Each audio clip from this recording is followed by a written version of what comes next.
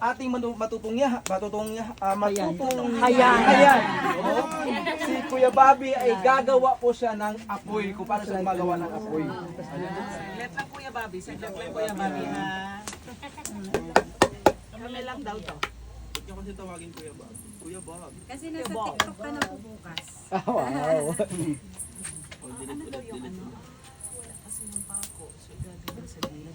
Yun yung pako. Opo, yun po ang gamit niya. Kawayan din. Opo.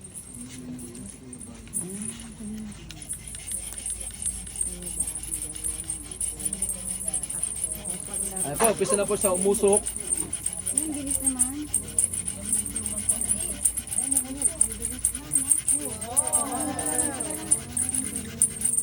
Wala siya nilagay na sa inipan.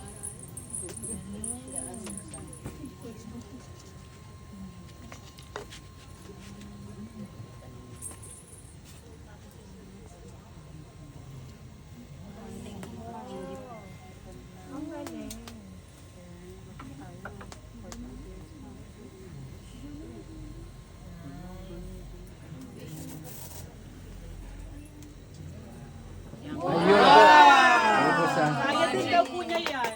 Sige po, kung sino po magsumubok, pwede po kayo mag-try.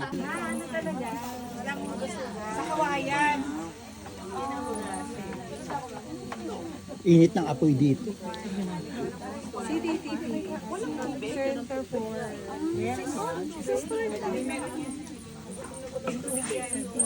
Center for Community Transformation po. Sige po, Paul. Tapos ito.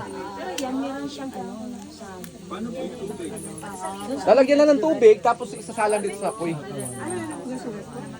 Apa?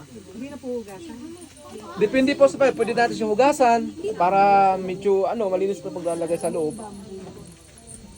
Pero usually, ang ginagamit po ng tribo po sa bundok, yung mga bigas na upland po, hindi kagaya nito na sa pang-commercial siya.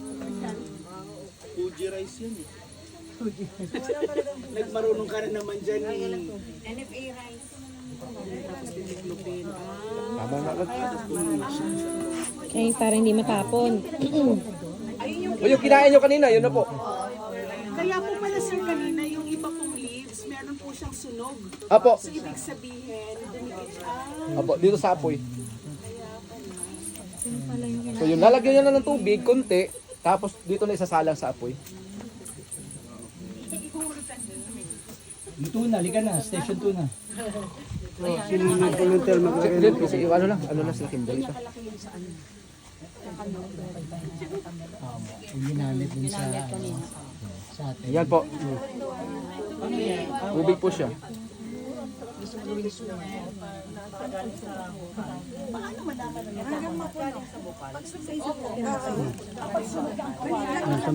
Okay. So yun po. Hanggang po sa yung yung tubig niya parang naninilaw na. Din luto na siya pag Ibig sabihin, luto na siya at pwede na siyang i-haino po. Kapag na yung kawayan? Yung tubig po sa loob, Pag dilaw na yung tubig. Lalabas siya. lalabas na po yung tubig niya sa loob. mga ilang minutes po normally. Depende po sa apoy kung gaano kainit yung apoy. Kung marami po kayong So yung pinaglalagay na yan, pwede mong gamitin ulit or one time mo lang gagamitin? Ulit-ulit, bago ulit? Hindi lang. Bagong